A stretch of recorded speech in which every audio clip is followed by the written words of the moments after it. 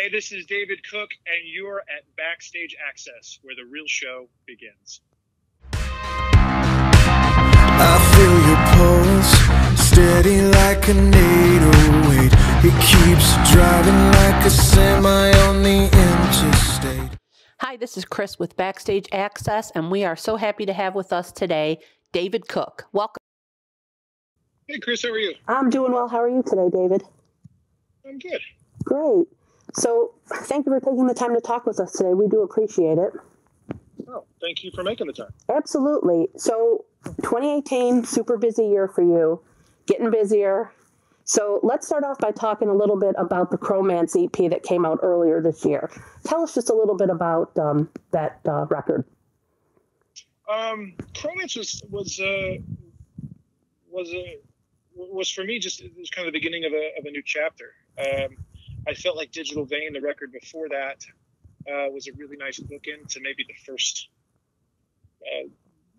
or not the first, but that section of my career. And so with Cromance, I wanted to really almost like tear down the existing structure and try to build something new. Okay. And treat the guitar as less of the instrument and more of an instrument. And I think the result is just, an updated sound. Really, I think a lot of the stuff that I was listening to, throughout this record was definitely leaned more of like the indie alternative, like cinematic pop stuff. Sure. To take those elements and try to incorporate them into where I felt like my voice sat was a fun, kind of unique challenge. Now, you did a pretty amazing cover of Phil Collins' song on there, Another Day in Paradise. What made you include that song? Is there any kind of special meaning to that? I wish I could tell you I had this grand idea and work it up in the beginning, but I was in the studio one night. I was supposed to be editing vocals for another song. Okay. And was kind of just putting it off. I was playing on the keyboard and kind of started noodling with that riff. And so the bones of that came together pretty quickly. And then I was like, I'll chase this down. And the more I really tuned into the lyrics, I felt like that song I felt like it had a pertinent and poignant message for like right now. I felt like so much of our discourse in this country right now just seems to be so angry and regimented, and so I love the idea of this song because I felt like it just kind of touched on that idea of kind of picking up everybody else around you. So I just felt like it was just an important song and a message that I wanted to have on the record. Nice. Now, what was your approach to the songwriting? Do you kind of always write, or do you have to set like time to do that? How does that work for you? If my phone ever goes down, I'm in big trouble. The voice notes and the notes are my friend. Okay. So I kind of stockpile ideas, and then as far as lyrically or like a vocal hook or whatever, and then once I get a wild hair, I'll go sit down in the studio and try to piece all that stuff together. But it kind of comes in waves for me. I'll go through a period where it just feels like every day I'm writing something I feel good about, and I'll go through a period where it's just I don't touch a musical instrument, and I don't know if that's just an unconscious way of kind of recharging the batteries or what. But sure. And this year's like you mentioned at the beginning, it's certainly been a busy year. So it's made it's actually gotten me to focus a little bit more with the songwriting. Like when it's time to songwrite, I tend to kind of bear down a little more than I would have in the past. Okay. Are you already planning for a follow-up to the EP, maybe a full-length album in the next year or so? Or got a new song in the can that we're looking to release sooner rather than later. Okay. Whether that begets an EP or another record on the horizon, I don't know yet. It's kind of all in its infancy, but I'm writing with the intention of putting more stuff out. Okay, super. Now you're also going to be kicking off the fall tour pretty soon. I think like in another week and a half, and that's going to be an acoustic run. So was it your decision to go out and do an acoustic tour, have you ever done that before? Or was it kind of that you felt maybe the new songs on Chromance kind of fit that better? Kind of all of the above. Okay. I like the challenge of it, in the context of it's a little easier to flub a note in a full band setting and kind of be able to hide behind the other musicians on stage. Right. Acoustic tour, it's warts and all. So, which I like. I kind of make a joke of it most nights when we're on stage anyway, that this isn't really scripted, and what you're hearing is live, and so with that in mind, to kind of really go for that is exciting. Past that, the opportunity. I mean, you look at some of the older songs in my catalog, songs like "Light On" and "Come Back to Me," songs I've been playing for 10 years. To be able to finally have the opportunity to really sit back and woodshed those songs in a different way, and maybe to present them in a different way, is exciting to me, and hopefully, adds a little excitement to those songs for me performing them, and hopefully for the audience listening to them. Okay, so are you bringing any band with you on this tour, or is it just you and the guitar? I'm bringing a percussionist and a multi-instrumentalist as well, so we'll fill it out a little bit. Okay, and you're kind of doing some more intimate theater environments this time out as well. Are you looking forward to that and that kind of audience connection? Yeah, I think so. Anytime we can go out and connect with our fans is always great. To be able to do it in these kind of settings where it's intimate, and it makes a hair easier to do more one-on-one connections throughout the show. I love that stuff. And you mentioned that it's not scripted, so that set list going to vary from show to show. Kind of play it by ear. How's that going to work? We always we've gone into the last few tours with the idea like, all right, this is the set list. Okay. That way, the shows run smoothly. Right. And then 4 or 5 shows in, I usually screw it up. So, we have our set list. We'll see. Okay. Fair enough. Now, that's not all you've had going on this year, because earlier this spring you made your Broadway debut in Kinky Boots playing Charlie Price. So tell us a little bit, how did that role come about? We had been circling each other for years, Kinky Boots and I. Okay.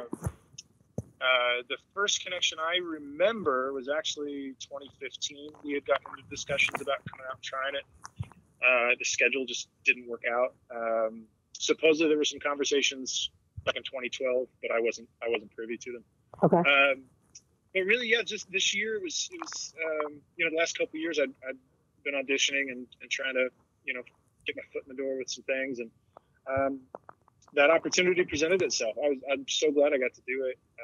I've made some what I think are lifelong friends through that process, and just to get to tell a story or be a part of telling a story that felt pertinent.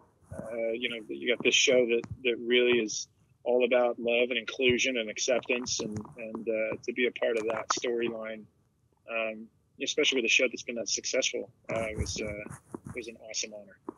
Absolutely. Were you a fan of Broadway and musicals before this, or did this show kind of get you excited about it?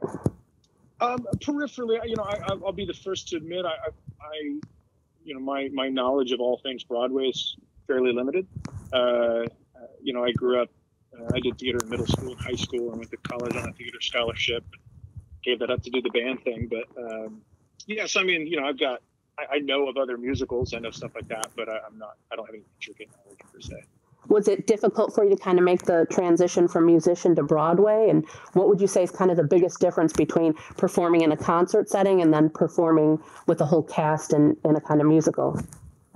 It's night and day, honestly. I remember thinking, man, there's just no way, because it's 8 shows every 6 days. Right. Thinking, like, man, I can't do more than 3 or 4 in a row with my own thing.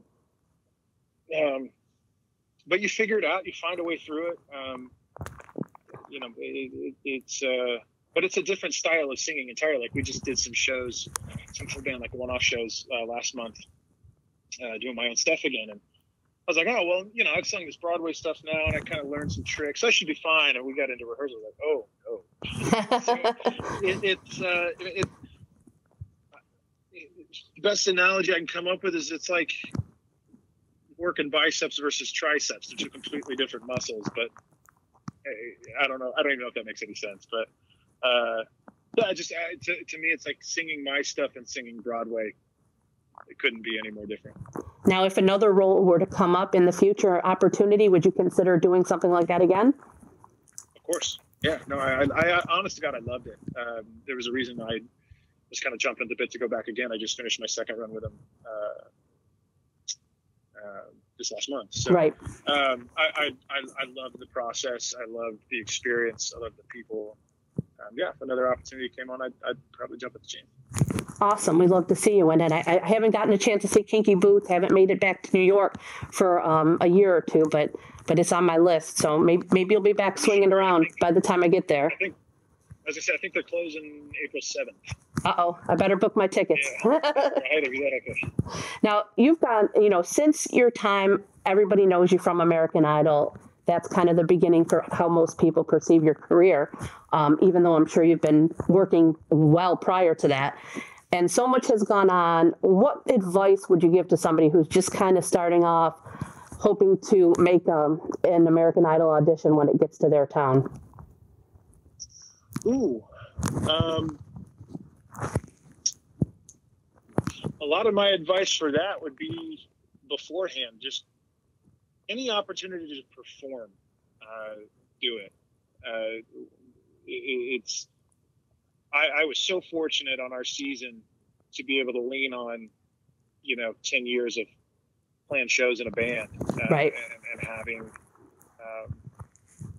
going through the pitfalls. And when things go wrong, like, how do you adapt? I remember the first few times something going wrong and you just freeze on stage and you figure out, oh yeah, I can't do that.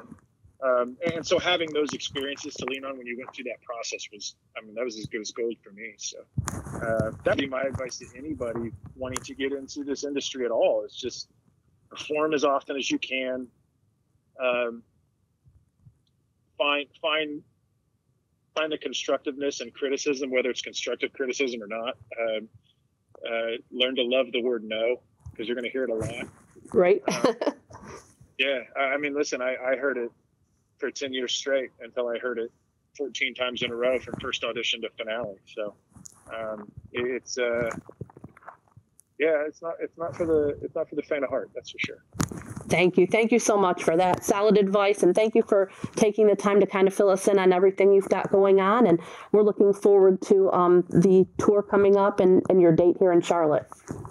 Right on. Thank you so much.